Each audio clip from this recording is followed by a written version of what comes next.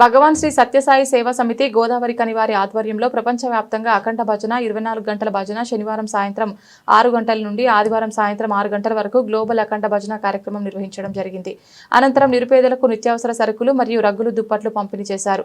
కార్యక్రమానికి అతిథిగా శ్రీ సత్యసాయి సేవా సంస్థల జిల్లా అధ్యక్షులు బి వెంకటస్వామి పాల్గొని స్వామివారి సందేశం అందించారు. కార్యక్రమంలో జిల్లా coordinators K Rajesham, Mallayya, Rambabu, convener M Shankaraiah, సమితి కోఆర్డినేటర్ సత్యనారాయణ, కిషోర్, మధునయ్య, శంకర్, దుర్గయ్య, కృష్ణయ్య, ఈశ్వరరావు, మహిళా సభ్యులు నర్మదా, లక్ష్మి, అరుణ, శైలజ, రాజేశ్వరి, సరోజన తదితరులు పాల్గొన్నారు. కాబట్టి ఇటువంటి సంస్థ పరంగా ఒకటి సేవా కార్యక్రమం, ఒకటి ఆధ్యాత్మిక కార్యక్రమం, ఒకటి బాల వికాస్ కార్యక్రమం, ఒకటి సత్సంగ. స్వామి ఐదింటిని పట్టుకోమన్నాడు. సంస్థలో మనం వ్యక్తిగతంగా సాధన అనుభవించాలి.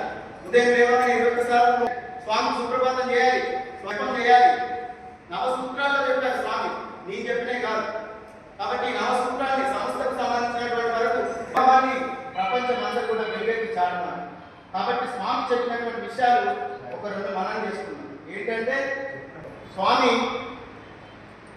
పుట్టపర్తికి వెళ్ళాము, మనకు ఒక సేవ ఇచ్చారు. ఆ సేవను మరి ఉన్న రోజులు ఈ 11 రోజులు సేవించి 11 రోజులకు 7 రోజులు చేసుకున్న ఒక భక్తులు వెళ్ళిపోయాడు. వెళ్ళిపోతే